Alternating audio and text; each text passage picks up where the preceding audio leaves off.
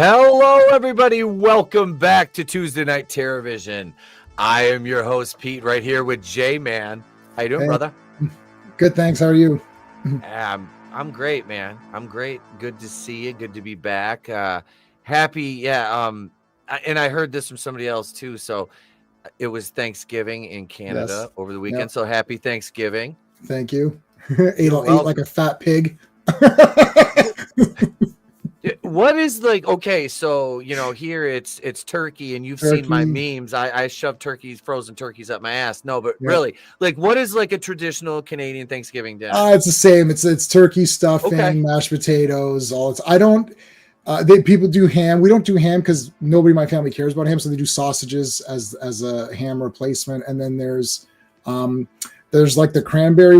None of us likes it, so none of us gets it in the fan. We just don't like it. So I know you get that sometimes, but that's and gravy, vegetables, whatever. It's the same. It's literally it's the same thing. I don't know. We're thankful for whatever we're thankful for. I'm not a big holiday person. I just look at my time off of work. I'm like, oh, I got a long weekend coming up. That's all I care about. See, I always wondered because I didn't know if there's any difference or not. See, I love cranberry sauce, man. That is my oh my god. I didn't eat it until probably 6-7 years ago. I was 38 years old. I'm like, I'm gonna try. I was like, why have I not eaten this before? I'm like, this is amazing. It's like sweet potatoes. I didn't start eating. Those are good. The most healthy of the potatoes, and I started eating them probably about 5-6 years ago. And I'm like, now they're just a staple of my diet. I'm like, these things are amazing. I love sweet potato. I love all potato. Did you ever see was it Leprechaun? Did you see Leprechaun 3? Have you seen Leprechaun 3 in Vegas?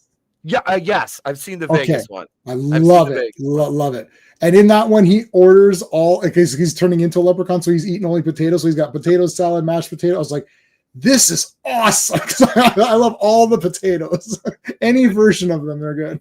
Oh my god. Yeah. There's really no bad way to and this has been cooking with Pete and J-Man. I got a good recipe. Welcome to Potato Talk this evening. But so I real quick before we go, I wrestled this weekend for Super Shogun. We had our post-mortem show, which should be up on YouTube in a few days, probably by the end of this week, maybe going into Saturday, Sunday, it'll be up. It takes a while to edit those shows, but we had a tag team title opportunity.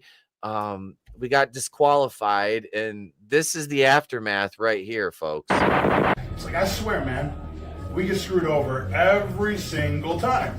I mean, everybody knows we're locker room leaders. We try to be good guys. And just because we cheat a little bit, whatever that means, we don't get the tag team titles. I mean, they were left laying. We walked out on our own will. The way I see it, we are the uncrowned tag team champions. Absolutely. And people want to complain because I hit a referee.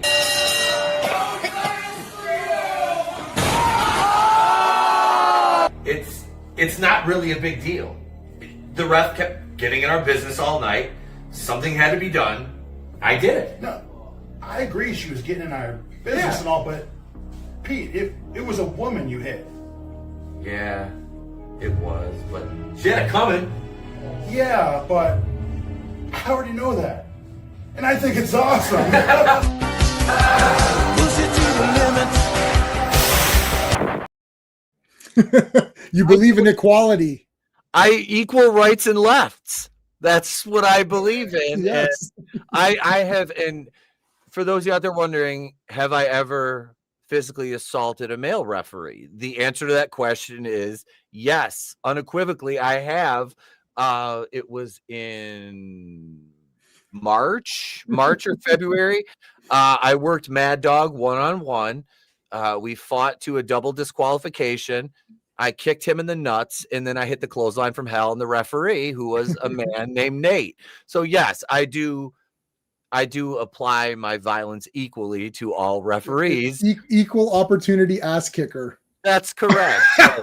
Equal opportunity ass kicker. We've got another, apparently, oh so delicious, who we lost to by disqualification, wants another match with us. So I believe November 8th, we have a hardcore match against them, another tag team title opportunity. So I haven't worked a hardcore match in 8 years. So oh boy, I'm bringing my baseball bat. Yeah, it's going to be fun. Some garbage cans. Yeah, we're going to have fun with this one. But so we are here tonight, ladies and gentlemen, to discuss this movie's almost 32 years old. Yeah, it's this is the first one I saw this is the first Nightmare I saw in the theater, because I missed the 3D one, even though I was able to go see it. Something happened. This is 1994. Yep. October 14th. Oh my God, it's October 14th, 1994. Holy shit. That is total. Tony picked this, right? Tony picked this one. This is the second time we've landed. We were on the actress from, was it Until Dawn? Or it was the movie that we reviewed was it was on her birthday. Yeah, it was on her birthday. It was You're Next. You're Next.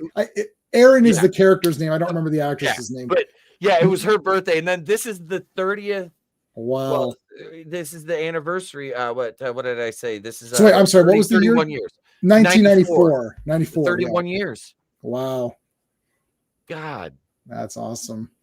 That's crazy. But yeah, Wes Craven's New Nightmare. Here we go.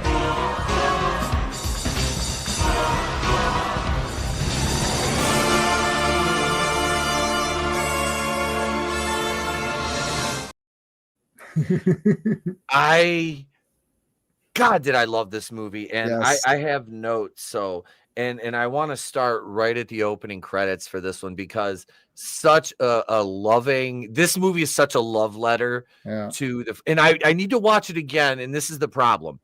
When I watched this, I didn't have time to watch it back to back, because the first watch through, you're taking notes. So I'm writing as I'm looking up and down, and there are so many Easter eggs in this. Oh yeah, that's crazy. It's littered with them. But we start out with the montage of the glove being built, and there's such intricate detail in this scene. And we see the meat cleaver go down to chop the hand off, which we know, he didn't lose his hand. He just put a glove on, but cuts the hand off. And we see the blood spray, and it's a special effect on a movie set. Right. And it looks so good. It looks so good. And they show it because Wes Craven himself, we see Wes right off the bat. That's awesome.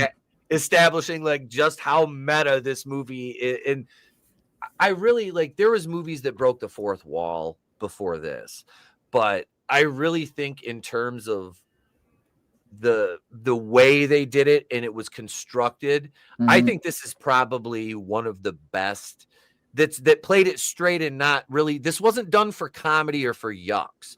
Most of the time you see them break the fourth wall, it's to nod to the audience. This was not done. I mean, there was obviously fan service, but it wasn't done in the way that they do it now. Is I guess what I'm trying to say. Yeah, I agree with everything you said. Yeah, I mean, this is crazy. I saw this in the theater. I was like, whoa.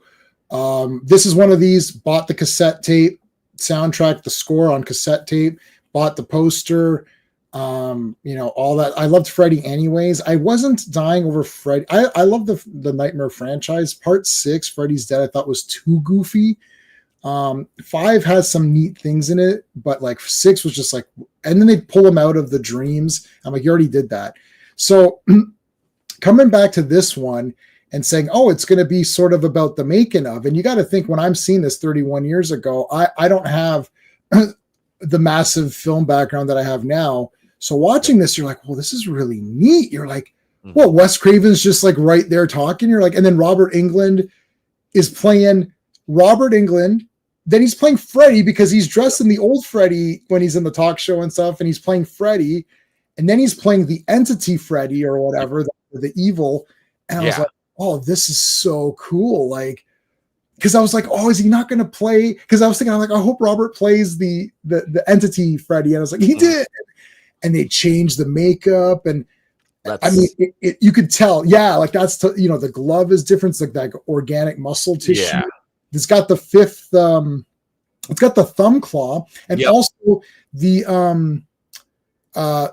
pattern, the red-green pattern, is actually different too. It's almost like it's reversed. It's inverted, Inverted, yeah. So that's neat, and you could see it looks like someone, hey, Tony, it looks like someone wanted to do a, reverse Freddy or something. And that is the point. And actually Wes Craven was saying that this is actually closer to what he originally actually really wanted Freddy to actually look like, with the black coat and all of that. And then they opted for the version we finally actually got. So interesting to be like, this could have been your Freddy from the beginning. Yeah, he looked terrifying in this. That was such a good design. And yeah, I love this. And I broke this down. I've got this scene by scene. Yeah, okay. That's I said I took like 3 pages front and back. Oh my God. Oh my goodness gracious. That is crazy. I haven't done that in a while, and I'm like, I'm gonna go back to doing this the way I did it. And that's why I said I need to go back and start watching these twice before we do these.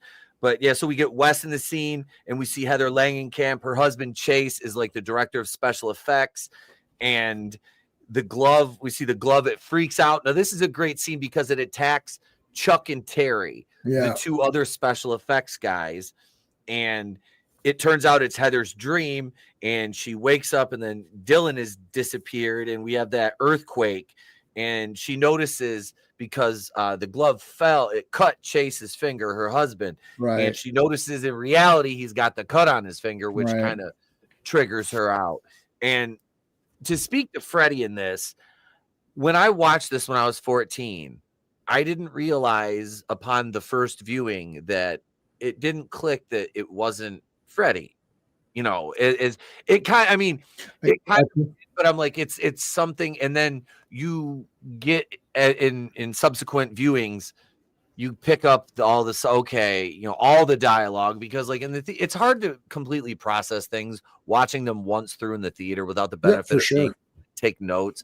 And that's why I really like to watch these movies like twice, once to take notes, and then the second time through to watch it and then pause and pick up on, little things like that. But then Chase has to go, he says, for a shampoo commercial for 2 days in Palm Springs. And we get another earthquake, and the wall splits, and it's got like slash marks. I'm like, that's cool. I loved it. And Dylan is watching Nightmare on Elm Street, which was it's all part 1, because that was what, so they had that. But they do mention the other movies, and she says in the talk show, I was in 1 and 3, right? So she mentions that. That's I was afraid. Hey, FK, the glove don't fit. You must have quit. That's right. I actually pondered that last night. I've seen this movie 100 times, so I actually didn't take. You took the notes that both of us would have taken if it was a regular movie. I took 0 notes this time because I've seen this so many times. But that would be very interesting to continue in that timeline. But now it would be seen as, now you're pandering, or you're trying to be all cool. This was doing this meta thing before Scream, and also, which is Wes Craven's anyways, but before it was like a cool thing, like what you're saying. Now we're going to be funny and do this. Like in that funeral part, Tuesday Night is in there. She's one of the funeral people. There's a few other people from the other nightmares. You're like, you gotta like pause and then go to Wikipedia and have the arrow point. And look, that's her. Okay, cool. But and everything that they say and do, Bob Shea and stuff in there too. Like, Bob Shea, the Susan lady, she's playing herself. Herself, yeah. The New Line execs. I thought that was kind of funny. I'm like, let's see where are we at. So Earthquake, yep. Dylan, he's with the babysitter Julie, who I'm trying to wait. So movie autism before movie autism was a thing. Yes. What up, Draven? Good to see you, bro. Hey, Draven. The babysitter Julie looks like Téa Leoni, and she my God. She looks like a young, and I had such a crush on Téa Leoni because of Bad Boys. Yeah. It's the hooker outfit, bro. Like she wasn't a hooker, she was an escort. Like let's get, there's a finite difference there between an escort and a hooker. Hookers have diseases. Escorts are never mind. Right. Let's not get bogged down in semantics. Yeah. But no, Julie, like she looks so, and I didn't look up her filmography because I'm like, I think this is her first. I know it's like I feel like I've seen her in other things, or maybe it's just the resemblance to Téa Leoni that's throwing me off. But she was in Mission Impossible 3. I've never seen that. Oh, you haven't seen? Well, that was directed by J.J. Abrams, and it's an absolute disaster. That's the only shit one. All the other ones are good, in my opinion. I haven't seen the latest, but I've only seen the first one. Well, part 2 is John Woo, so that's automatically awesome. Part 3 is J.J., so it's automatically trash. And I've watched them all 2 or 3 times each to make sure, except for the last one. But anyways, she hasn't done much. Tracy Middendorf sounds like it's like she's like from Rivendell or something. As Sashay and Richard Nix, I haven't seen that. Oh, For the Love of the Game. Yeah. That was a Sam Raimi movie. Yep. So New Nightmare was her first. Okay. She's on a shit ton of TV shows. So that's probably where I've seen her. She does like one-offs and stuff like that, probably. Right. She was in the Scream TV series. She was the main cast member, and I actually watched that series.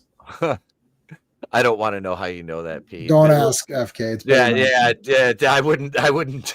That's a rabbit hole. We don't. That's a member stream right there. That's a Patreon exclusive. That's a Patreon. Speaking of which, you can sign up for our Patreon for $3 a month. Look at only a Jew stops in the middle of a frickin' thing to plug his wares. But yeah, sign up for the Patreon. And Godzillionaire's got it right. Difference between a hooker and an escort, usually a zero in the price. That's right, sir. That's right. But no, there's the Patreon right there. We already got the wrestling. I already got that there. Sorry. We just uploaded Nightmare on Elm Street this past I uploaded that yesterday. So yeah, Nightmare on Elm Street's up there right now. We did Silence of the Hams before that. We got Troll 2, Return of the Living Dead Part 3, and Ghost Town. And coming up 3. Oh yeah, that's a great one. And coming up this week on our spooky season watch parties, if I'll take that graphic down, let me take that comment down there for a second. We got Nightmare on Elm Street 3 Dream Warriors Thursday night, 8:05 Eastern, right here. Not Superstation TBS. No, it's Wrestling with Horror. But yeah. So, and then we have Hellraiser the following week, and we wrap it all up with Halloween 1978. Tony hates that movie. He hates it. Absolutely hates. What, original Halloween? Yes. Oh, fail. You have failed this city. He hates it. I was like, I fucking love that movie. That is like one of the quintessential slashers. I mean, without that movie, this is the thing. If you go back and assassinate John Carpenter, we're probably not talking about a lot of things, because whether you like it or not, you can say it's not your cup of tea, but you have to respect it. Because look, Bay of Blood, what's the other one? Black Christmas. These are classics. They're before. But look, Bay of Blood, I mean, is anyone watching these Italian horror? Like, it's not, Halloween was the first one, and Black Christmas is Canadian. So, yay, Canada. But like, Halloween is the real, like, that's like the beginnings of it. This is the metal, or is it Black Sabbath? Is it Led Zeppelin? I mean, to me, Black Sabbath is the first metal where people are saying this is a metal album. This is a metal band. Prior to that, there's metal elements right. But so it's like Halloween. That's your first kind of to start with the cool looking killer. Yep. He's always present. You've got that sort of almost like ghostly teleportation, almost like, oh, there he is. Shit, he's not there now. Where'd he go? Yep. Final Girl, all of those things are just like right in there. And then, you could say we're going to be next week we're talking Halloween 4 next week. Yeah. Yeah. Far From Blake will be here. Yeah. And then the week after that, the last Tuesday of October, Ghostbusters. Awesome.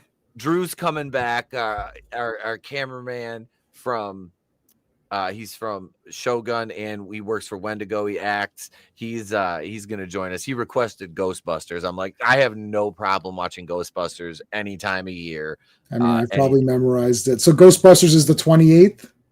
Yep. Halloween 4 next week, and then Ghostbusters. Oh, that's it. That's an E. I could do both those right now. Right? We could just go right into Halloween 4 right after this. Oh yeah, Halloween 4. It's like I've reviewed it. I've watched it a million times. Yeah. I don't need to take notes on Halloween 4. I had all these on VHS, so it's easy. Canada sucks. FK. That's okay. I know him, so it's fine. I know. Season of the Witch is better. They're not the same. you can't compare them really Right. in terms of the Season of the Witch isn't a slasher. Like, is Exorcist better than Night of the Living Dead? I don't know. Right. It's like, an oddball comparison. It's apples to oranges. I have to say, I've been watching along, and I've been sort of not paying too much attention to you, Pete, because Heather Langenkamp looks damn good in the first 27 minutes. Now she's got her pajamas on, so she's back to being normal. But that entire like little business outfit she had is like, whoa. I know. I couldn't blame the limo driver for being a creep. Oh yeah, you know, because and I even noted that that the limo driver was a fucking creep. Let's cancel the limo driver. Hashtag cancel that limo driver. No. Give him a promotion. He knows what's good. He has good taste. He does have a good eye because she looks smoking hot. Oh my God. But let's see. So, Heather, she's been receiving the phone calls, the Freddy phone calls, right? And it's throwing her off. You know, and she's, hey Blake. And she's getting letters too, which we find out more about later on. Yeah. Yep. And there's been 5 earthquakes in 3 weeks. I noted in there. So Chase leaves. She tries to stop him to get him to stay, but no. So that's when we get the wall split. Dylan's watching Nightmare on Elm Street. You know, she freaks out on the limo driver on the phone because she got 2 phone calls right before that. And leave us the fuck alone. And then she doesn't even say, oh, sorry. Like, she just fucking hangs up. And then he calls back, hey, we're going to be late, you know, and then she's kind of being a bitch to him. But I mean, all things considered, she's getting there. Get relaxed, buddy. You're paid. You know, just sit there and wait. Right? Like, you're not fucking late. She's going to be late. You know, she didn't come out of the fucking house on time. I was thinking, how many earthquakes? Because I always like to read more into these movies than there's there. But I was thinking, was there 6 earthquakes and that was Freddy because there were 6 movies and then Freddy's out? You know, like I was trying to I like overthinking it sometimes. Be like, oh, they try to throw all this shit in there. Like even the mechanical hand, interesting because the mechanical hand is actually not what Freddy has. He has a more organic looking hand. So the idea that Wes was, he's making a mechanical hand, and the hand, like he actually removes his hand and replaces it with that mechanical hand, actually isn't what the entity ends up looking like. It has more of an organic thing, because why would it have like a glove, or it's just like, you know, it makes itself, it's like the manifestation of the evil of Freddy. So, you know, it's the witch, like whatever they say, Hansel and Gretel, they keep talking about that. So it's all those other stories, right? Yeah, and I didn't notice all the callbacks to Hansel and Gretel. Like, the kid hiding in the furnace and all of that. Yeah, I hadn't watched this in so long. I can't even tell you the last time I saw this one. I don't regularly until recently watch the Nightmare on Elm Streets, like Friday the 13th or Halloween. I can throw them on anytime. These it's either Dream Warriors or Part 1. Those are the ones that I always go to. Yeah. Let's see where. Oh, this is where I said right here. So she hugs Julie, and the limo driver is being sleazy. Notices Heather's a Nightmare on Elm Street and is a weirdo. Those are my notes on him, because he's making like, okay. Like he did one of the typical, and I know Wes wrote him like this because it's like this guy's like the fan. Oh, the kills, you know, he's talking, and that's like the last thing they want to talk about. You know, you're not like, if you're talking to one of the special effects guys, like, oh hell yeah, they'd be like, fuck yeah, let's go into like every detail about this shit. Right. But Heather, she's on the talk show, and you can tell she's not right. She's feeling very like awkward, and she's very like anxious. And then they shock her with the Robert Englund Freddy appearance, which was freaking fantastic, man. Awesome. Yeah, and her and Robert after the show, you know, you see Bob Shea calls her and tells her, hey, we got something for you. Why don't you come on over to New Line? And it's because of Wes's new script. And, you know, they give her the pitch for the new movie. And Bob says he's halfway through it. And Heather tells Bob she has a stalker. You know, Chase is working on a new glove. She finds that out, and which pisses her off because he lied to her and told her he was going to work on a shampoo commercial. It's like, what do they need a special effects guy on a shampoo I commercial. don't know. Maybe it was some really crazy effect. Wait. Heather Langenkamp did have a stalker. They threw stuff in there too. That had to be like, you know what? This entire movie, I only realized this I rewatched it last night, even though I've seen it 100 times. She is this movie. Yeah. Bob Shea says it. He's like, he goes, and they zoom in on this and they've got him in a close-up angle. And he says, "You're the star." Yep. He says that very clearly. And she clearly is. This thing, because look, Freddy looks cool, so it doesn't matter. You could have a schlock movie, you could have a shit movie, and Freddy's going to look awesome, so it doesn't matter. But the emotional connection for the characters, without her, it is done. The kid's a kid. You get any kid and he looks cute, and then that's it, right? But the kid actors are sometimes slightly overhyped. It's like they rely a lot on the person they're acting against to help them with their performance. Without Heather Langenkamp, this movie is like a 4 out of 10 or something. Like, it'll look cool with Freddy, but her performance and believability and the way that she's even playing off, even by being smart throughout, like she'll constantly change her attitude. Like when she sees someone's not reacting in the way that it's like, "Oh, you let him watch your movies?" She's like, "No." You know, it's like, you can see that she's changed. It's like, she didn't let him watch the movies, but he has seen them, but she doesn't want to appear as though she's a bad parent, right? Like, she's awesome in this. She should have maybe won something for this, because like, it's actually very good. Like, I didn't realize it was so much on her in this movie. I remember thinking, "Oh yeah, Freddy's cool and he looks awesome and it's a neat idea and it's all meta." That word wasn't used back then. No, I don't know what we used. We just said, "Oh, it's kind of like real life" or something. Like, there was no word for it, right? No, you didn't have that descriptor to just throw around like we do now when, you know, Deadpool nods and winks at the fucking camera, talks directly to the audience. Right. So let's see where, let's see. Okay, so she just met with Bob Shea telling about the nightmares. She asked Bob, this scene right here. She asked Bob Shea if he's experienced anything weird since Wes started working on the script, and you get that panicked look on his face, like he's going through it too. So this is a completely shared experience, which we'll get to. And I love the scene with the phone call with her and Robert Englund.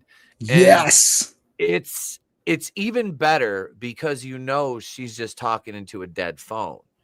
And the way that, you know, I wonder, it's like, did they, you know, get to, like, which one shot first? Did they get to watch the reaction, you know, to know how to play, because, and even more so for her, just the reaction. And I'm at the scene right now where she just looked at Chase's body. Yeah, I'm there too. Yeah, we're about in sync. Yeah, now that you bring that up, her acting in this is fucking phenomenal. Yeah. Yeah, and I never got that. Like, I used to watch Just a 10 of Us. Oddly enough, Brooke Thies is also from Just a 10 of Us, and she was in Nightmare 4 who got the bug motels squash. That was her too. So they were in a show together. But like, I always thought, I like Heather Langenkamp. She's cool, right? Like, that would have been the end. But like, here it's like, oh yeah, she's actually really good. And there's so much for her to do. And it's a lot of it. It's like, you got to run to your kid, and there's never any downtime for this character in this movie. There's never any scene where, okay, they're in this scene, everything's okay, or at least you think it's okay. Like, it just keeps amping. That's one of these movies. It just amps for her. It's a slow burn for the audience, sort of, but it's not a slow burn for the character. In slow burn movies like The Thing or whatever, the characters aren't really aware of what's going on. So they're with us, like we're kind of watching this play out, but she's way ahead in the script. If you want to, she's ahead of the script because she's the only one who knows and admits that something truly is wrong. Whereas everyone else, Bob Shea's like, "Oh, everything's fine." And the phone rings. "Well, answer it, Bob." And he's like, "We got people. What are we paying people here for?" Right. And everyone's in that. Wes is like, "Oh, it's just a movie. It's just a script. Robert's like, "Yeah, everything's cool." And then he's like, "Oh, I'm painting some really weird, like, what is that?" Like what you're saying. Yep. And that's in editing because he puts the phone down while it's also because she asked the question. He put the phone like this, and you're like, "Oh shit, he didn't hear what she said." And then he came back and it is responding, but not. he's responding in the way that she thinks he should respond, but not in the right way. But he also didn't hear her question, and you're like, oh. Yeah, it's so well acted. It really is, and I think that this movie gets overlooked for that reason. Like it gets high praise for a lot of reasons, but the acting in it is phenomenal. And the kid, this kid was in so much stuff back then. Oh God. I mean, he's in kindergarten. I think he was in Kindergarten Cop. Kindergarten Cop. He's the boys have a penis, girls have a vagina kid. Oh, right. Oh my God, I'm looking at him now. He's an old fellow. Well, he's not that old. He's 39, but it's like, you're like, hey, he's like an older guy. 39. He's 6 years older than me. Pet Sematary. That's right. I've heard he was Gage in Pet Sematary. Yeah. Oh, he was a little punk bitch when he came back as the evil kid. I would smash him against the wall. I couldn't stand that. He fucking killed Herman Munster. Yeah, that's bullshit. That scene where he cut his Achilles freaked me out. Yeah, that's gross. I know, that's gross. That kills me. That is gross. Yeah. Let's see. So Heather gets home and Julie is consoling Dylan because he's screaming. And this is where he does the never sleep again thing in Freddy's voice. Mm-hmm. And this is where we get that line where he says, Rex, save me. And only to reveal a slashed up T-Rex with the claw marks in it. Yeah. And he's Rex, save me from the, what do you say? The old man with the claws. Yep. And she calls Chase. This is where and we're getting interference on the phone, which is all due to the demon, not Freddy. But and we see the glove is there in the background and he's working on it. And she tells him to come home. And let's see. So she tells him how Dylan was acting strange, and he questions her on the other phone, and he leaves, and the glove is gone. The glove leaves with Chase, which is setting this up because they made a point to say it's like a 3-hour drive from Palm Springs to LA where they live. And it's late night. Yep, he's this tired. Whole series is about sleeping. Like, this isn't the first time we've seen this. It's part 7. Yep. And this is Heather and Dylan are reading the Hansel and Gretel story. And then Dylan shows Heather how he's got his Rex set as a guard to keep the mean old man with the claws away. Right. And this is where he shows her under the blankets. And then it looks like a typical, kid's floor with toys everywhere when they get to the end of the bed. And she lifts up the covers. I'm like, boy, does that look familiar. Yeah. There's nothing there. But he's like, it's different when you're gone. Yep. That was awesome. Great line. Because they never address, in every movie, they never address that with the kids. It's like, oh, look, there's nothing. It's like, okay, because you're here. Right. It's not fearful when the parent is there. That's cool. I wonder why it was. I guess dinosaurs became big. I was trying to figure out why is it a dinosaur? Like, there's no connection to any of the other Nightmare movies with that, right? Or I don't think there was. I kind of wondered that too. I mean, were they just trying to? Did this come out the same year? No, this was a year after Jurassic Park. Yeah, I was just going to say it's a year after Jurassic Park, and I already checked that beforehand. Yeah, I was going to say that was 93. That was 93. So I guess dinosaurs were super popular, and it's like, they could protect you. I guess, yeah, kids like dinosaurs. They still do. My nephew liked dinosaurs. So Trey has dinosaurs and fucking toy dinosaurs. Like he's got the big ass Jurassic Park, like Indominus. Oh yes, the 3-footer and the T-Rex. He's got 2 freaking dragons with wings that walk and fucking move their wings and shit. Little remote controlled ones. Those things are sweet. I like the Dinobots, not the dinosaurs. I like the Dinobots were my protector. Grimlock and Slag. They had lasers and shit too, which even makes them more. Yeah, not these lame T-Rex. Organic dinosaurs. No, mine have freaking lasers. They're robots. The freaking laser beams on their freaking lasers heads. attach their freaking heads. Is that too much to ask? Yeah. One of the nurses later on in the hospital, the one with the kind of long face, she's been in a million movies. I'll have, the older, well, she wasn't really older there, but you know which one I'm talking about. Yeah. She's we're not, I'm about 42 minutes in or something. So not till later. Yep. She'll appear. Yep, I'm 4207. Let's see where else we at here. Oh, okay. So let's see. She calls Chase. She read Chase is nodding off at the wheel, and he tries to call home and can't get through. And then he nods off again, and we see the gloves start to come up, and he goes down. He kind of like brushes away at his crotch, and then all of a sudden the fucking glove comes up and just wham right in the chest, scratches him. He careens off the road and smashes into the dividing wall, the median. And so Chase is dead. And then Heather wakes up and Dylan tells her Rex was fighting. The police show up and they basically tell her that Chase is dead. And then she goes right to the morgue to look at the body. And this is a great scene because when the coroner shows her which I was laughing, like my wife and I are sitting there. I'm like, first of all, like they're like, oh, she's just gonna go in there all by herself. Like you always have like somebody who's gonna go with you. You're not just gonna wander around, lifting up random shit. This hip, like looking at toe tags and shit, But when she sees Chase, he pulls the sheet down, and you just see like the little bit of a scratch, like, and then back up. Let me see him again, and she's like further, and then you see, she pulls down the whole fucking claw mark on his chest. What did that? Well, it was a pretty bad wreck. It's like, God damn. Yeah, what are you talking about? Like, that's pretty evenly distributed. Yeah, that's not some random, like, if you got thrown in a car, I've never been in a rollover. I've been in quite a few, like, fender benders. Yeah, me too. Yeah. A few, like, solid accidents.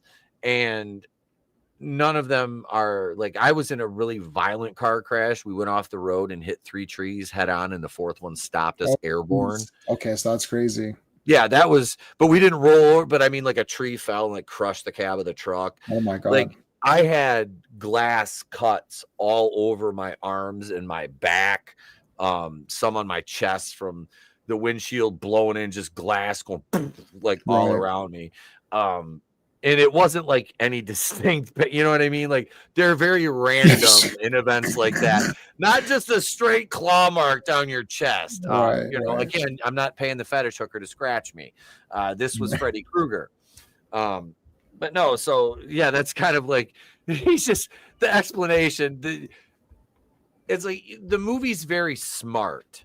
Right. It's like the characters are, even when they're clueless, they're not dumb. This guy was just kind of dumb.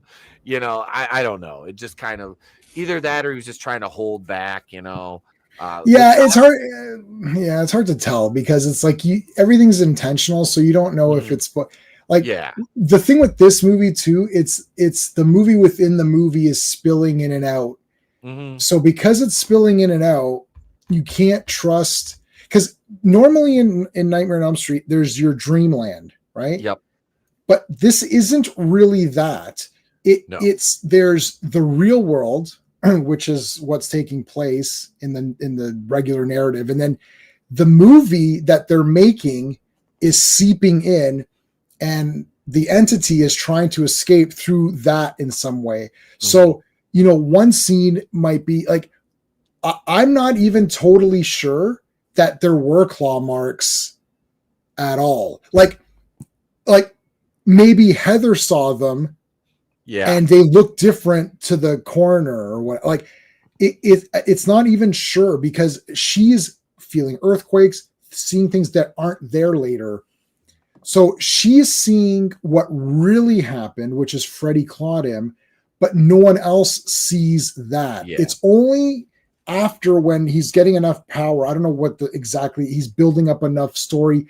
The problem is that because the script has to be written and the script involves Heather eventually fighting him, he can't come out into the real world until the script allows him to.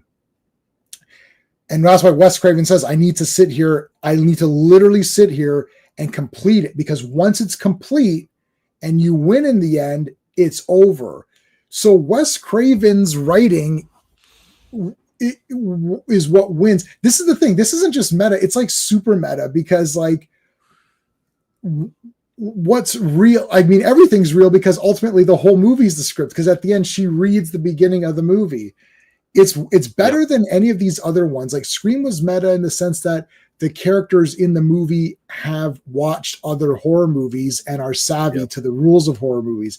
But this is the movie you're watching is the movie that's being made in the movie you're watching. So it's pretty weird. I can see this didn't do that well. I can tell. I understand why. They probably thought, oh, I want to see Freddy kill a bunch of idiots and say one-liners, and they didn't, and people didn't get it. I think, I don't know how old I was at the time, but I think I was old enough to appreciate that, hey, this is not Freddy, but this is really neat. Like just seeing Robert Englund and Wes Craven and Bob Shea, just those three people interacting with Heather and John Saxon, he subtly starts to turn into his movie character as the script makes the merges the two worlds. Pretty cool. Okay, it's like, okay, Nancy, be good. It's like, why are you calling me Nancy? It's like, whoa, shit. And then he's wearing the cup. You love the meta of because this movie. No, but it was like it was so ahead that people were just like, like I don't like. I think now you're going back and be like, oh shit, that was awesome. What the hell, like.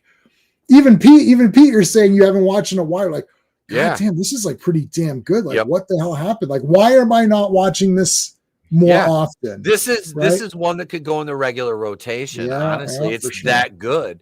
Yeah. This one made in its debut weekend $6,667,118. Opened on October 14th, 1994. Finished with a worldwide total of $19,721,741. I mean, that's criminally undersold. But think about all the money they've made on this in home video sales. I mean, I bought it. I wonder what was the one. So I think 4, I think, is the highest grossing. So part 4 made $49 million. That was the Rennie Harlan one. Because part 3 was so solid. Like part 1, everyone likes. Part 2 is mixed, even though I like it. Part 3 is, there's not anyone who doesn't like Nightmare 3. Like, that's a red flag movie. Well, I didn't think it was that good. Okay, we're not going to get along. I can see that we're not going to get along, right? Like part 2, I didn't like it. I loved it. Okay, anyone who says Nightmare 3 sucks, it's like, you don't know what you're talking about. That's rubbish. Or anyone who says the first Halloween isn't that good doesn't know what they're talking about. I'm just joking. Well, I'm joking, but I'm not joking. No.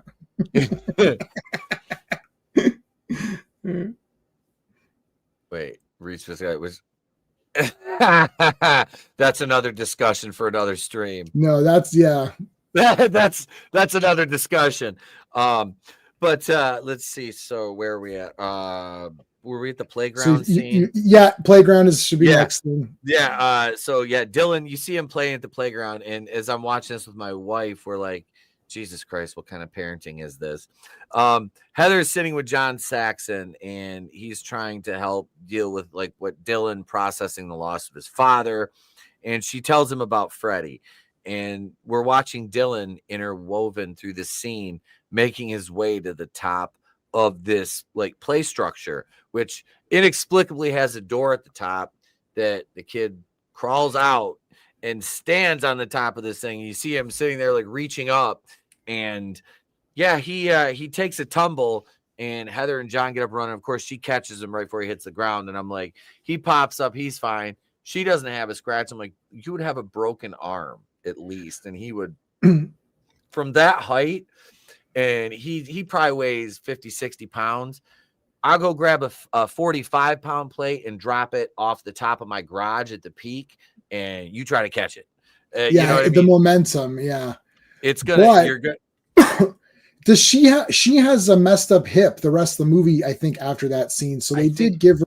They did. They gave it that. It's from that scene, because she's limping the rest of the movie. No, it was after she got hit by the car. Oh, it was after she got hit by the car on the fucking freeway scene, which was awesome. I fucking love that. That was awesome. So she calls Robert, and this is where they find out they kind of have this shared vision of Freddy, and they discuss the situation on the phone. And we see Robert is painting Freddy's got the souls in there, and you see the face. Oh yeah, that was. He's like, I gotta go. I'm working on something. Yeah, it was kick ass. Robert Englund did great just playing himself as Robert Englund, which was Yeah, I really love that aspect of this movie so much. I can't stress that enough. Heather she's having a nightmare, and then we see Dylan. He's sleepwalking around the kitchen, and the claws start to come up in the bed, and the glove hand. Yep, we get the glove hand. Yeah, it rises up, and she wakes up to the silverware falling in the kitchen, and she fucking looks over, and the bed's all cut up, and she's like, "Shit," Dylan is singing the 1, 2, Freddy's coming for you song, and he attacks her. He's got fucking kitchen knives taped to his fingers, and he attacks her. And yeah, that was such a cool scene, but it's a dream. And Dylan has arranged the messages that she's received in the mail on the floor, and it says, "Answer the phone," which rings, and Freddy says, "I touched him," and the tongue fucking hits her in the face, and a great callback. We see the foam coming out of Dylan's mouth and the phone, and that's where she takes him to the hospital, and he has to stay for observation, and we see he's not taking his sleeping pills. He's hiding them under his pillow. But Heather has to leave to go get Rex, and this was my wife and I again were like, and I know they didn't give him Rex because they needed her to leave to go get Rex, but I was just like, as a parent, you're like, if that's my kid's favorite thing, she's like, "Oh, we got his favorite pajamas, but I didn't bring his fucking stuffy." Like, no, that would have been packed second next to the pajamas. Right. You know what I mean? But yeah, for sure. I understand the script needed him to forget Rex. Right. And she is limping. I'm watching now. She is limping down the stairs. She is. So they did damage her from that. And I gotta, Dylan made a big mistake. He put the knives on the left hand. I'm like, Dylan, if you're gonna be Freddy, it's on the come on, Dylan. You gotta do better. You got to do better, Dylan. You got to do better, Dylan. You got to do better. I don't have the Captain Falcon clip over here. I absolutely love how disgustingly cringe that entire scene is. But anyways, it's absolutely horrendous. But anyway, the tongue. The tongue coming out of the phone right here. And then he barfed. Yep. He puked. Yeah. And then he's convulsing. Yeah. She calls Robert after that, and that's when she gets the answering machine. We'll be out of town for a while. So there was a scene I was reading about this last night. There's got to be a deleted scene somewhere, right? Yeah. So he gets killed by the entity. Okay. It's like he gets trapped in like a spider web or something. It's not a deleted scene. It was supposed to happen, and they didn't have the time or the budget to film it. It was supposed to be like a Freddy spider scene or something, which I would have liked because it's a cool scene, but also it may not have fit this. I hate saying the word grounded because it just makes me barf, but because everyone's like, "Oh, grounded," and it's like, yeah, okay.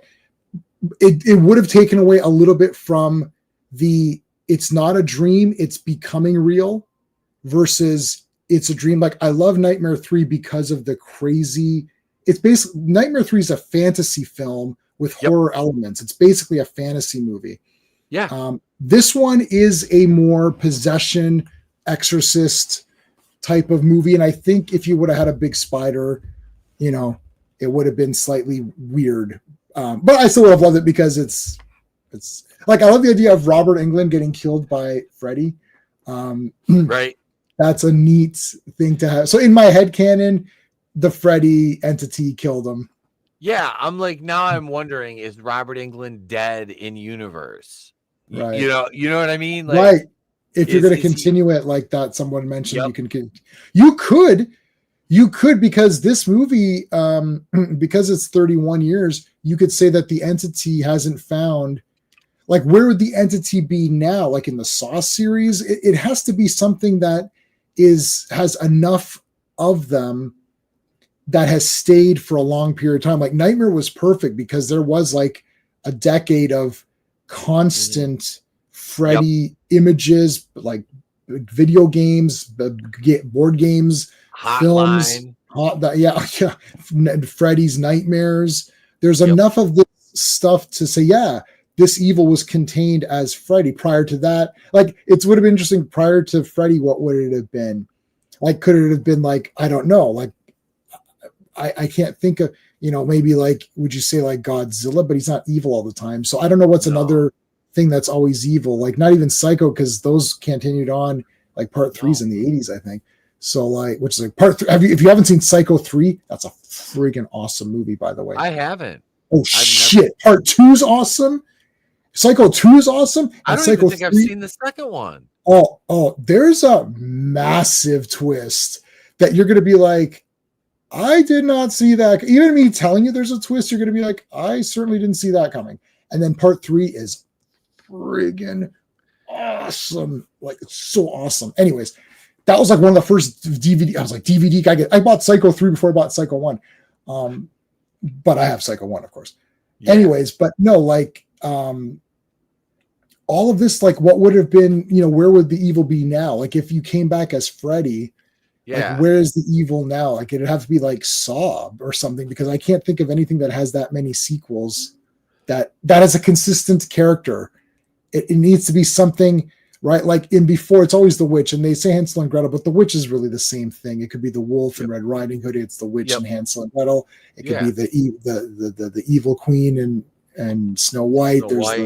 The Sleeping Beauty, witch, like these constant fairy tales always contain this evil. But so you couldn't do Saw because they wouldn't reference Freddy. Like, this worked out so perfectly that it's a genius idea, because to say, oh, it's been trapped as Freddy, right? Because he is the most successful franchise. You can't say Halloween because, part 3 didn't have Michael. So where was the evil then? Right. And part 6 is just dumb. Like, Freddy was the only one that had consistently pretty good movies where it was always the same actor. Yeah. So the evil always looked the same. It was literally, this is a genius idea. It's contained as Freddy. And now it's like, it likes being Freddy. It likes being Freddy. It doesn't want to be its old form. Nope. It likes being Freddy. Yeah, that was a really neat aspect to tie that into that ancient lore of this demon. It found its home with him. Yes. I really, it's such a cool concept. This demon's like, okay, so this is where I'm at now. This is my thing. God, yeah, it's so layered, man. What a cool concept, fucking Craven. And it just, and he tried to do stuff outside of horror, and it just didn't really. But it's like, I laugh when I hear these like backstories on these directors. Well, they didn't want to get typecast after they produce like a huge horror hit. They're like, well, they have these I want to go do this, and it's like, I don't want to get typecast. And it's like, do you realize how ardent of a fan base you can develop in this genre? Like, you do something cool, and like these movies we're talking about, a lot of them are 30, 40 years old. And it's like, we still have such reverence for them because they were so well crafted, and it's memorable characters, and it's memorable moments, and it's these lines that we recite, and they're just part of the zeitgeist because they were timeless. They were fucking what people looked at then, like Siskel and Ebert. They shit on every single horror movie. Like, most of them, yeah, most of them, except they did like Ebert liked this one. Did you give this one a positive reviews? Oh, Ebert really liked this one, but Siskel just said, he goes, it's an interesting idea, but ultimately it's just an excuse to have Freddy kill people. So I think, and I respect Siskel and Ebert a lot. I actually have watched everything they've ever reviewed. I've watched every video. There's like a couple of years where I went through everything. Oh, here we go, Parrot Head. God damn it, Parrot Head. It's not even that. I don't know what's going on. It's not that big. Like, my nose is I know. I don't know. I'm not seeing this nose thing. I don't know, but like, no, but Ebert did like this one because he appreciated seeing. What did he say? I watched a review the other night to for this. He said, I liked getting an idea about what the people that make these movies, like, what does, Pete found it. That's very good. No, but I mean, like, what do they go through? Like, it's for us to watch, be like, oh, that was crazy. What are the filmmakers? What are the effects guys going through? Yep. Like, what is, like, Lauren Lavera, who plays Sienna in the Terrifiers, like, does she have nightmares? Like, she's watched all this garbage, she's taken part in it, and she's getting beat up. Like, and if she has a kid, would she because it's all fun and games. Oh, it's all fun. I love horror. It's great. And then it's like when the guy's like, would you let your kid watch it? Oh, what happened? I thought you said it's all good to go. It's all fun and games. It's all, who cares? And she's like, everyone knows who Freddy is, right? Every kid knows who Freddy is. She's like, he's like the Easter Bunny or Santa Claus or whatever, right? Yep. I mean, interesting, and it's like, well, would you let your kid watch it? No. Oh, well, okay, wait a minute. And these are some of the only horror movies that I watch that my son has never watched yet. Mm-hmm. He hasn't watched any Nightmare on Elm Street. And I asked him, I said, do you think you're ready? I said, are you familiar with Freddy? He goes, yeah, well, he was Freddy for Halloween. Right. So right. He did his homework on YouTube. And, he's watched clips, and I had him react to a few trailers a few years ago. I gave him Dream Warriors, and I think the first one to react to. But he wasn't really, I'm like, you know what? You're 10. I watched these when I was 7. Like I said, Dream Warriors was my first experience with this. And then I went back and watched part 1 and part 2. Part 2, I don't hate it. I make fun of it, but I don't hate it. It's not a terrible entry. If you look at the later ones, that one's pretty good by comparison. It does look better by comparison. But no, I want Trey to watch these now. I really do. I'm going to start him out with the first one and let him work his way through with me. But, he's seen all the, Halloween. And like I said, the only Friday the 13th, he hasn't seen part 5. And I'm about to let him watch that one with a little bit of censorship, as it were. Obligatory. Listen all the good parts. He's 10. I'll be like, cover your eyes like Dad used to if you want to. Right. I don't. They're surprisingly so tame, when you watch them again. Like, I mean, I've seen so many times, and you think like, wow, this was like cutting. Like, this is like Terrifier. Like part 5. That's like Terrifier now, but back then you're like, oh my god, I can't believe this movie, this is insane. And then it's like, it's nothing. Like, and speaking of that, like, we always talk about the MPAA and how they pare things down. They absolutely massacred every Friday the 13th movie, and yet now Terrifier is allowed to do the things that they do. Right. That's insane. Yeah. It sucks because, dude, we would have gotten so much better shit back then if the MPAA was as loose, but they had a hard on for Friday the 13th. They always did. They did. And even the new one, I think, got hit. And it's like, that was 2009. Like, yeah. Give me a break. Like, really? And so now with the Crystal Lake series and anything they do in terms of Friday the 13th in the mainstream with this Jason universe thing, I'm kind of interested to see what they get the MPAA, how they respond to it, in terms of that. But let's see where we are. All right, yeah, but we're almost we got like more than halfway through the movies. Heather, she's researching the childhood sleep deprivation and schizophrenia. And it flashes through a montage of like basically Freddy clues. And then she hears on the news that Terry and Chuck's bodies were found in a field dead, and they were slashed up. And we get another earthquake, which she's starting to piece that these are events caused by this demon. And the best fucking reveal right here, where Freddy jumps out of that fucking closet at her, and they have that fight scene, and she gets slashed on the arm. Yeah. Now, Miss me? That was that reveal, man, of him jumping out of that closet. I remember in the theater that got me. Like my buddy was destroyed. That like I was 14, you know, and you're a couple years older than me, right? I'm 48 right now. Okay, so yeah, you're 3. So yeah, you were like 17 when this came out. Yeah. This shit that freaked me the hell out. You know, God damn. Like it was like it's a great, like somebody new that's never seen this movie, that's a good jump scare. If you're susceptible to those, that is a good jump scare.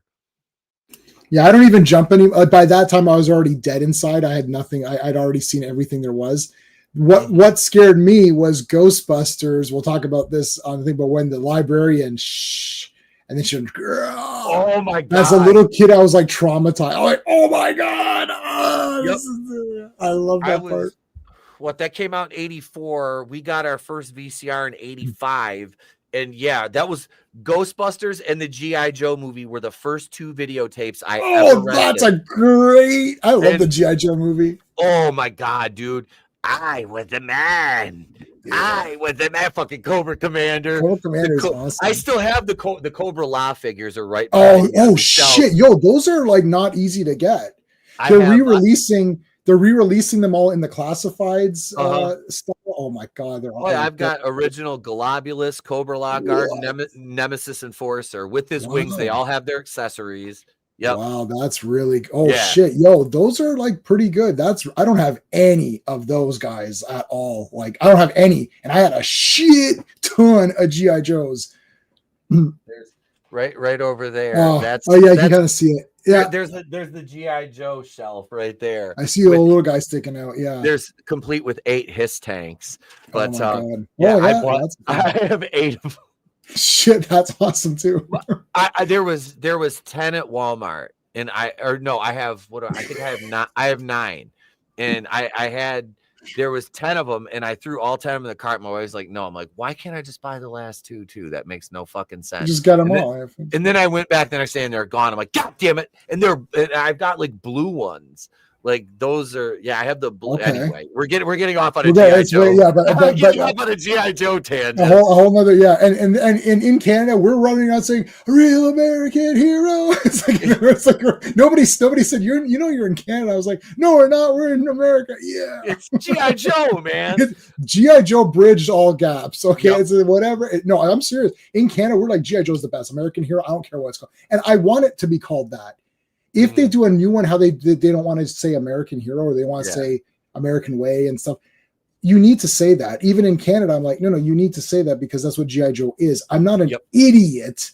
It actually insults my intelligence to remove that because I'm like, I know it's an American hero. So why are you taking that? You think I can't handle the fact that it says American? Right. It insults me. Like, why would that be offensive? That's the country of origin. Correct. So where it's based in the United States. In the United States, correct. If like that would be like me getting, goddamn Alpha Flight. Like, well, that's a Canadian superhero group. They're based out of Canada. So there's no problem with that. You can still have to hide Alpha that. Flight. Yeah. I don't want to know they're from Canada. They're Alpha Flight, but I don't want to know they're from Canada. We don't know. We don't want to. Yeah, I don't. They do this. That doesn't make any sense. It doesn't, and it does insult people's intelligence. But anyway, whatever. Anyway, I can do that. I can do a stream on that if you want. But anyway, apparently we need to do a G.I. Joe stream. We do. But, no, we're at the hospital, and the doctor is, and she, Heather gets her wounds treated, and the doctor finds out Dylan knows about Freddy, and the bitch is all judgmental. The doctor is a judgmental bitch in this, and she plays the role very well. Like, she's very good.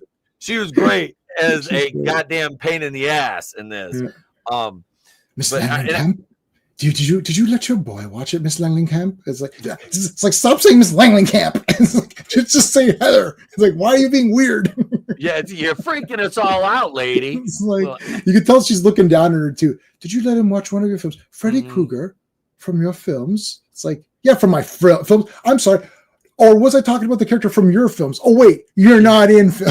You're not in film. She reminds me of the doctor from Dream Warriors that Neil answered to, the female doctor, the older white lady. That's who this one reminded me of. Yeah, I felt in this one she was trying to look out for the kid, and it is weird that Heather is. So I wasn't as tense at her, but I thought like, but then she does get to see like once this here we're now into this is the end now. This is the last act. Yep. And it's full on. Like Freddy's out. The people are getting killed in front of them. Like you can see them that there's no, I don't believe you. It's like, there he's right there. I absolutely love because Heather goes to get Rex and she leaves Dylan with Julie. And Julie fucking bam, she fucking right hooks that nurse. And then that was awesome. The same one after Julie died, like Heather goes to one nurse and goes, what? I don't know if I never caught that before. Just elbows her right in the fucking gut. She's like, huh. I was like, that shit was so funny. Like, I never fucking caught that before. Not once did I catch her elbow in that bitch in the gut. Yeah, it was so fucking funny. But so yeah, I said the nurses, they separate Dylan. Julie KO's a nurse. Heather is detained by security and the bitch doctor. And Julie's trying to keep Dylan awake. And then Freddy absolutely just eviscerates her right in front of Dylan. I liked her. I know she was a good like that really hit me in the theater because I like the character. But yeah, when he's throwing up on her right now. Yeah. What a gnarly scene. Yeah, that's your Reagan barf, projectile vomit. Yeah. I love when the bitch doctor, as you call her, is like, we've got to open him up, and that's a Freddy thing. You see, we've seen that the nurse becomes Freddy. They did a great job of integrating the things that about Nightmare slowly through the movie. Just be like, it works on its own, but if you know what it's from, it's better. It's just they did a killer job with this. Let's see. So we're here. So they see the aftermath, and it's like there's no way on God's green earth that Dylan, who's supposed to be like what, 7-8 years old in this. He's not doing it's impossible. It's impossible. It is literally physically impossible. So they're all like, what the hell? Heather is trying to go home and she gets out. Dylan's going across the highway. This is probably one of the best, I would say, outside of the temple, like the dream temple. This is one of the best scenes as far as action goes. The freeway scene where he's got him by the blade of his knife and he's dipping him up and down. Like Yep. The semi turns sideways and goes right over top of Heather. I mean, very tense scene. Very tense scene.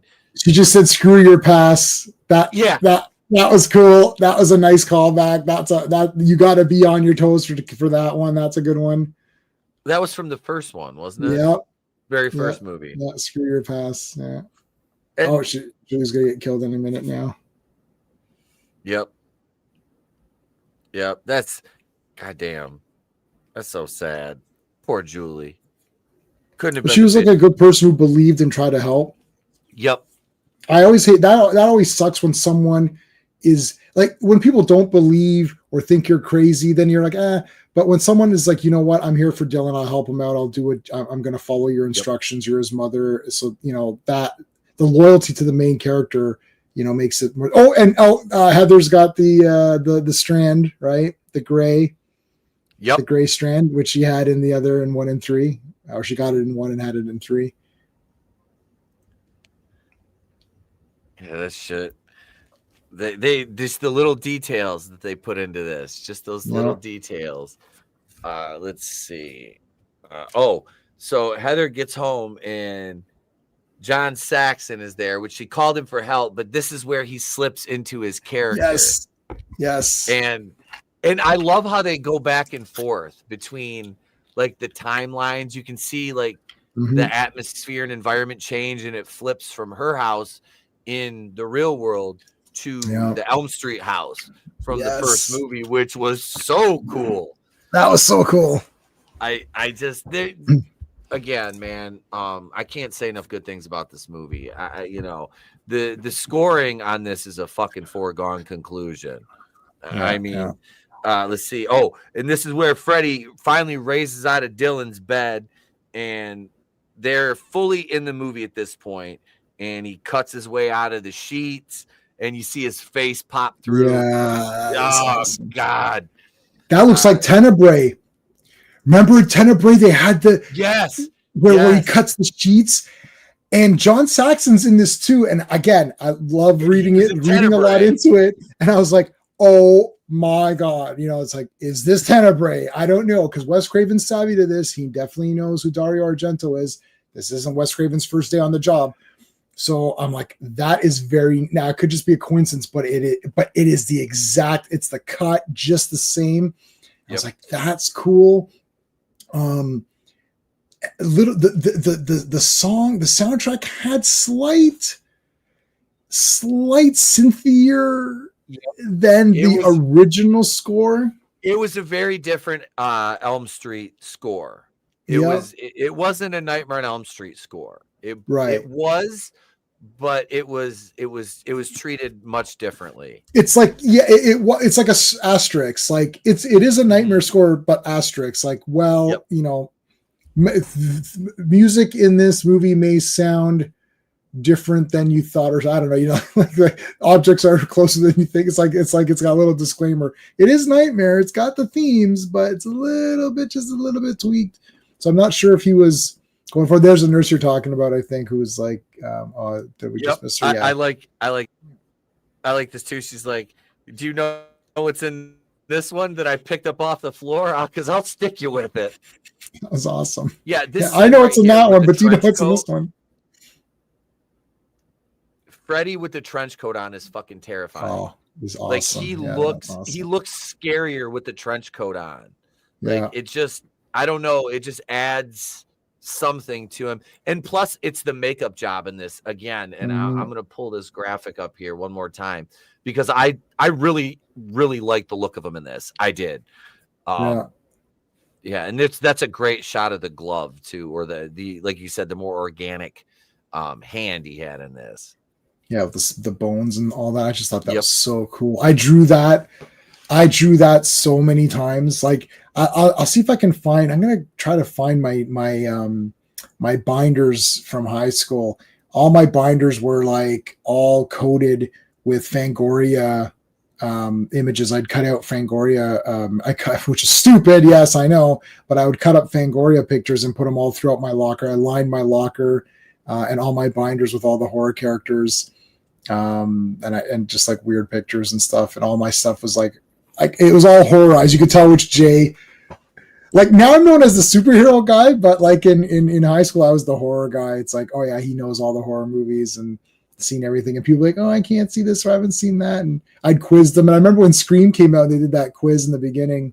Yep. And I was like, listen, buddy, these questions are easy. I said, I'm going to ask you some questions. Name the basket case twins. Right? Like, it's like, what's exactly? Don't like I'm gonna ask this guy real tough ass questions. This ghost face. And who's the killer in Halloween? Yeah, I know who it is. It's Michael Myers. Okay, now it's my turn. Right? Like, what's the name of the Halloween masks or the company that makes the masks in Halloween 3? Where did the family go on vacation in Troll 2, huh? Yeah, yes. Which doesn't even make sense. I love that it's Nilbog and it's Goblin, but the movie's not called Goblin; it's called Troll. No, Troll. It didn't make any so it's like it doesn't work. Like it's supposed to be clever, but it doesn't work because the movie's not called Goblin; it's called Troll. Like, haha! It's backwards. And they're like, that's not even the name of the movie. That's not the name. So who cares if it's backwards? Haha! Uno reverse. You're an idiot. Could have called like what would Troll be? It would have been like Lort, town of Lort or something. Lort, yeah, Lort town. It's like, oh no, it spells Troll. Robert Englund did a great job as Freddy. Yes, yeah. Oh my god, I clipped that on my thing. Yeah, he did. Yeah. It was good because he had a couple of one-liners, but they weren't that funny. No, they weren't quippy. They weren't. It was more serious. Like, yeah. This is a great callback to Tina. The one Yeah. good thing for Julie's death is it is a complete callback to Tina's death. Yeah. Which was foreshadowed earlier by the limo driver who said the best death is when he drags them up the wall or whatever. Drags up the wall. Yeah. Such good writing. Like such good writing in this. I did have to chuckle with the kid going, little bit. I look, I know it's a kid, but I'm like, all right, kid, we get it. You're scared. Let's go. Child actors can make or break a movie, and it's a good thing Heather Langenkamp's performance was so strong in this, because if not, I wouldn't have relied on this kid to do the heavy lifting. You know what I mean? It's too I don't think he's up to the.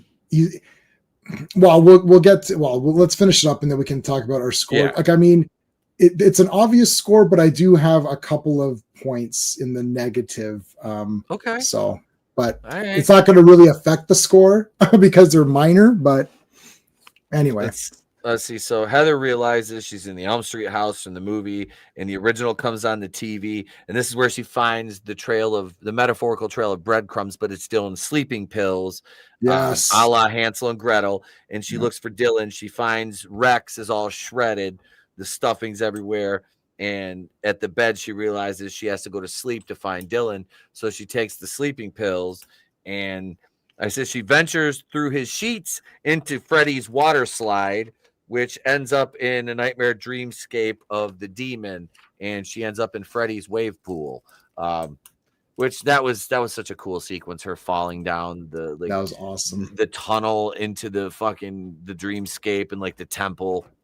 Yeah. And I said, this is an ancient evil. It's taken on the form of Krueger, and Heather finds Craven's script down there, and that's great. Dylan finds her. Freddy attacks, and there's snakes everywhere. And Freddy takes the demon. I'm just going to call him Freddy for all intents and purposes. Yeah. He takes a fucking like cobra to the eye, which was gnarly. And I have a thing about eye. That just gets me. Oh, wait till we get to some of the full. I'm hanging on New York Ripper until I got a couple that I'm waiting on until I feel that now it's the time for New York Ripper, which has a lot of that's like Terrifier before Terrifier. I'm looking forward to that. I am. Dude, I miss. We were talking about the Giallo movies the other day at wrestling. Nice. But so Dylan stabs Fred because Jared's a huge like Argento and Fulci and Bava fan. Yeah. But, Dylan fucking shanks Freddy with that knife, like right through the knee, like in a cab. He like stabs him a couple times. So Dylan climbs into a little furnace, and Freddy does a Stretch Armstrong to reach out and grab him. And he's choking Heather with his tongue. And Dylan, when he's stabbing the tongue, you were talking about Psycho. You get the Psycho riff when he's stabbing him in the tongue. Which that was awesome. Just for like a hint of it or whatever. That was cool because then he's got and they have to. He blows up. It blows up, and he has to they escape through the pool, and the script is there with a handwritten note from Wes saying, Heather, thanks for having the guts to play Nancy one more time. Regards, Wes. Which I liked. And then the movie ends with Heather reading the script exactly as it began to Dylan as they sit on his bedroom floor amidst the chaos and disarray around them from the events that transpired. And that, my friends, was Wes Craven's New Nightmare. Pretty awesome. Yeah.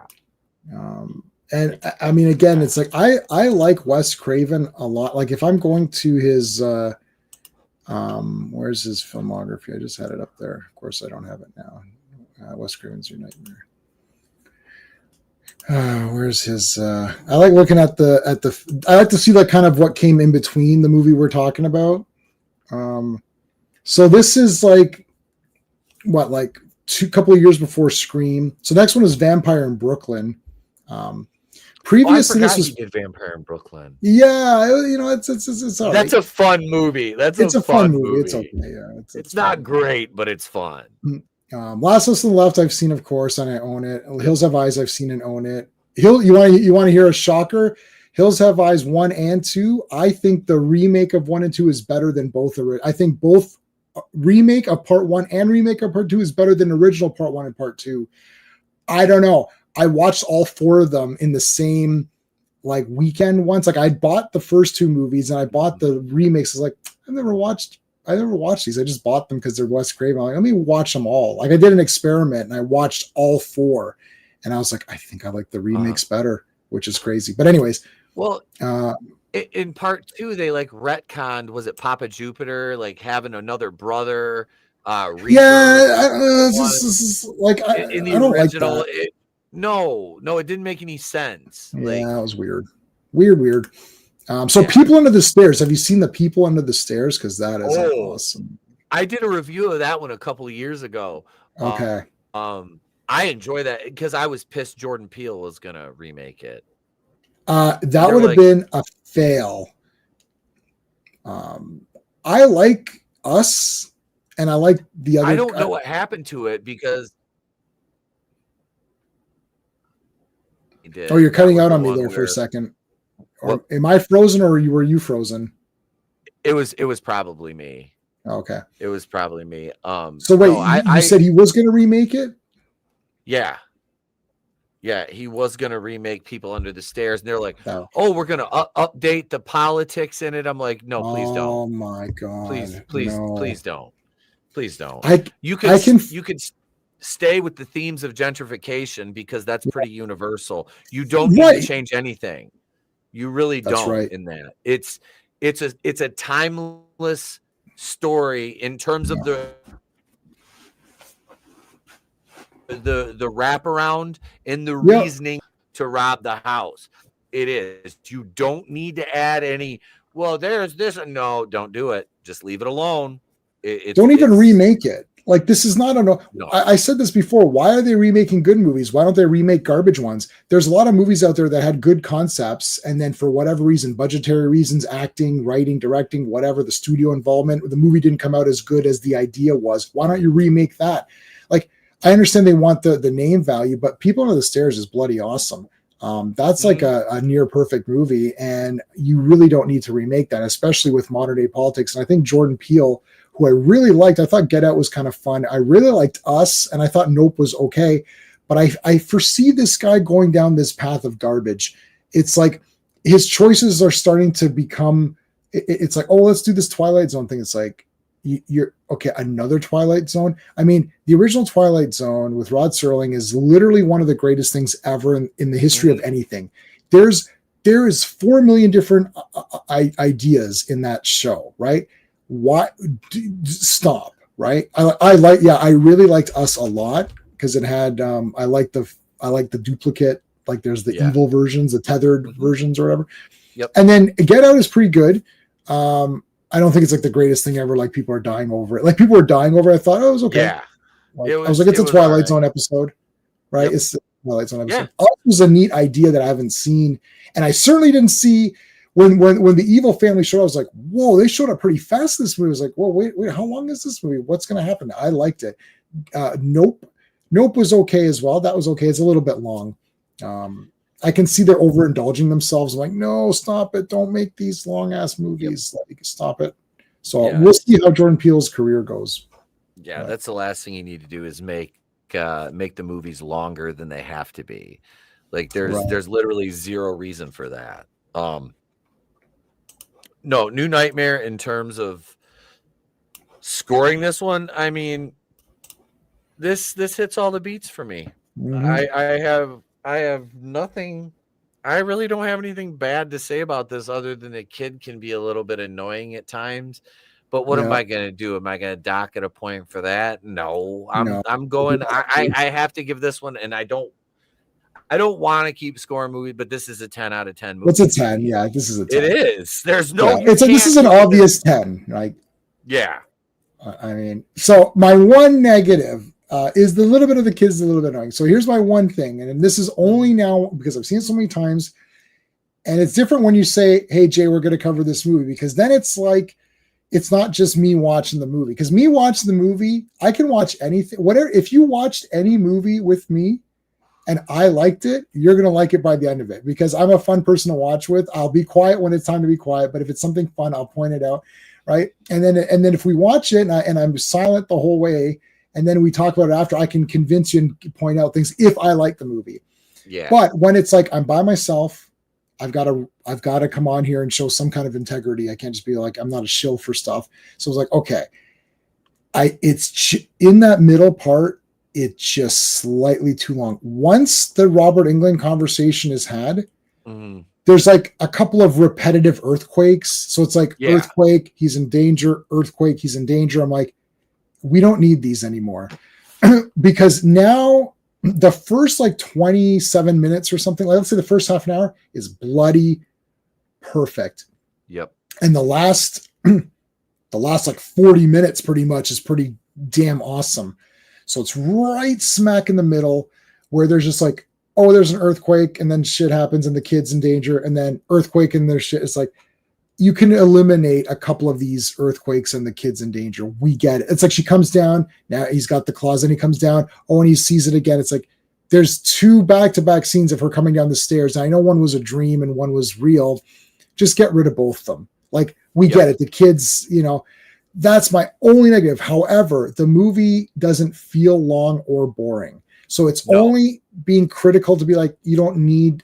We've already established this in the movie, so we don't need these scenes anymore. That's my only criticism, but it's not going to affect my score because this movie deserves way more love. I know there is love, but it doesn't deserve enough of it because people are still talking like there's these clever movies. Like Weapons, for an example. I'm going to throw that under the bus because my buddy threw it under the bus. My co-host on my channel threw it under the bus. He's like, he's like, this movie sucks. I was like, it kind of sucks. Let's face it, it's pretty shitty. But anyways, it's not that great. It's not, but they're talking like this is like the next coming here. Oh yeah, man. Oh wow, the guy who made Barbarian is like, no. Wes Craven's the master. These guys who we say, they're the masters, John Carpenter, we're not just saying it just to make ourselves feel good about it. No. It's like, you're watching this movie, there are so many things put into this movie that ultimately did not do well, according to box, even by the standards of back then. You still needed to at least double or triple your money for it to really mean something, right? Like studios really, they still needed the money. Today's market, because the budgets are so inflated that you need to make like quadruple your money for it. Because if I say to you, give me $10 and I'll give you $20 in a year, you're like, well, that's like, for me to get $10 from you and give you some return on your investment, like you're going to be like, well, I want at least $50 back, or so, you know what I'm saying? Like, so if you give me 10 grand, and I'll be like, okay, in 2 years from now, I'm going to give you 20 grand. You're like, well, in 2 years of movie production, waiting for it to come out and all, I could probably invest that better. Like, you know what I'm saying? So it's like the returns need to be way, way, way more. But even back then, they still need to be something. So like Wes Craven put a lot of thought and heart to bring this series back in a cool way that wasn't just what pisses me off. Everyone's like, oh, these sequels, why don't they do something different? They did something different. They did something. Yeah, recency bias. I know. Oh, I just saw this movie yesterday. Best movie ever made. Okay, so the last 75 years of film have been for nothing. Right. until this movie today came out. Thank God this came out. Thank God Weapons came out. Otherwise, horror movies would be trash. This movie made by committee in a corporate boardroom. Like, no, I don't think so. John Carpenter said this on Escape from New York's thing, and I said this before on the stream. He said, wait 10 years. Watch a movie. He goes, wait 10 years and go back to it and see what you think now. So right now, think of what you go on IMDb, go list of horror movies that came out in 2015, and see if any of those are still anything that good. That would be an interesting experiment. We could. I'd like to do that. List of horror movies from 2010 to 2015 and see, are any of them still anything really that great? Do they hold up? Are they memorable? Do they hold up? Like New Nightmare, 31 years, right? Today's its anniversary. And we're saying it's 10 out of 10 with minor nitpicks. So I can't think, like, what's a 10 out of 10 movie you saw this year? Like, even name anything. There was a new one that came out. Yeah, like a new movie. Like I don't even know. I don't think I've given any new release a 10 out of 10. I mean, I can't think of a 9 or like. I mean, the closest thing to it in the last year would be Late Night with the Devil for me. Oh shit, that was an awesome movie. That one right there, was as awesome. Close to it as I could get. I think. Yes, that's really probably good. the highest rated new horror movie that we've ranked on the show. And I'd give that like an 8.5 probably or something like that. Like that was pretty. And actually, I met David DeSmalchin about 20 minutes from my house, and he charges nothing because he writes comic books. So he went to the comic shop. He wrote a comic, so I brought my comics. He signed all my comics for free. And I got a picture with him, and I talked to him about Late Night with the Devil because it just come out, and I got this. I didn't have the super. I bought like this really huge edition with like the book. The book. Remember, she wrote. The book is in it. You get the book that she wrote in the movie, in the thing. Yeah, that's awesome. It's awesome. I didn't have it at the time because it was still in shipping, so I didn't have it. So I brought her. I said, "I've pre-ordered your movie. It looks incredible. I love these psychic things. I watch Amazing Randy. I watched all those the Uri Geller Bending Spoons. Every reference that he put in that movie." I know because I've watched all that stuff and I love it. I love these fakers, these liars, these cheats who pretend to do all this bullshit. And I love it. So anyways, I loved that movie. But yeah, that's probably the last one that I would have thought was something really special. That was special. Yeah. And that was it. So, folks, on the 31st anniversary of Wes Craven's New Nightmare, we reviewed it, and it's a 10 out of 10 still. It holds up. God rest Wes Craven's soul. The man, the master of horror, as it were. Yeah. This was a fantastic love letter to the franchise. I enjoyed it. It was a great movie to review and watch again. And next week we got Halloween 4 with Far From Blake, who was in the chat tonight. Thank you for watching, Blake. And then the week after that, Drew from Super Shogun and Wendigo Pictures will be here, and we're reviewing Ghostbusters. Gee, I wonder what those are going to be getting out of 10. Yeah, who knows? Tune in and find out.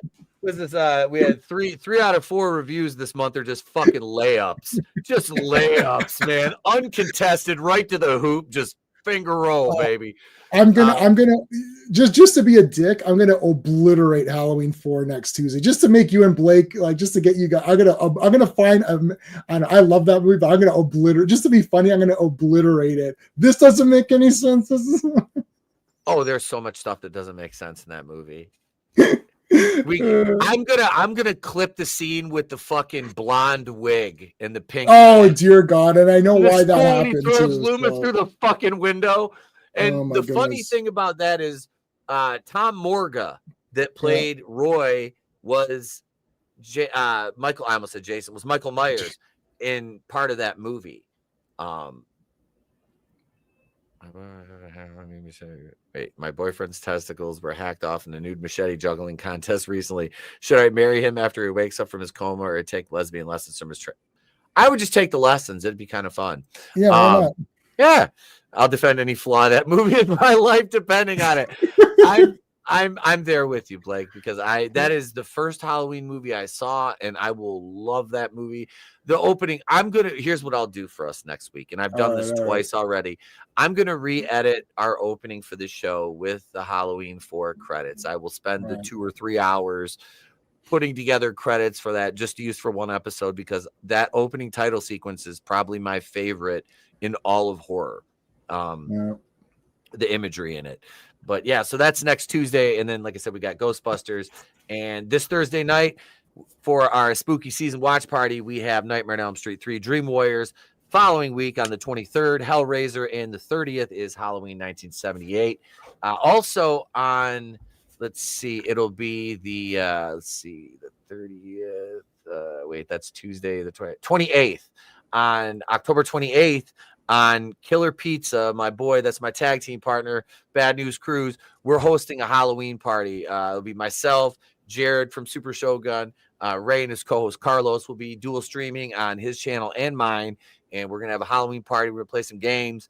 We'll dress up in costumes. I might even have a drink or two, which I don't do on streams anymore. I do not drink when I stream, but I might have a couple that night. I have a very, very good, expensive bottle of whiskey that I've only cracked open and taken a couple little nips off of in the last 3 months. So I'm saving it for a special occasion. So I might have a glass on the stream. Jay, thanks for joining me tonight again, brother. Episode 61, folks. Damn, it's been fun, man. Thank you for another great Tuesday night. You guys in the chat are fucking awesome as always. We appreciate all you, whether you're watching on my channel, Jay's. Thank you for watching. We truly appreciate you, all our channel members, our Kazooians, and our Harvey Wakuian producers, and our brain busters over on Patreon. You guys are just too sweet. Thank you so much. And we'll be back Thursday, so we'll see you at 8:05. I got another clip from Nitro we're going to drop as soon as the show's over. So thank you guys. Check that out. And I'm Pete for Jay from Wrestling with Horror. If we don't see you, have a great day. A pleasant tomorrow. We'll catch you on the next one. Remember, it's always better to burn out than fade away. Deuces.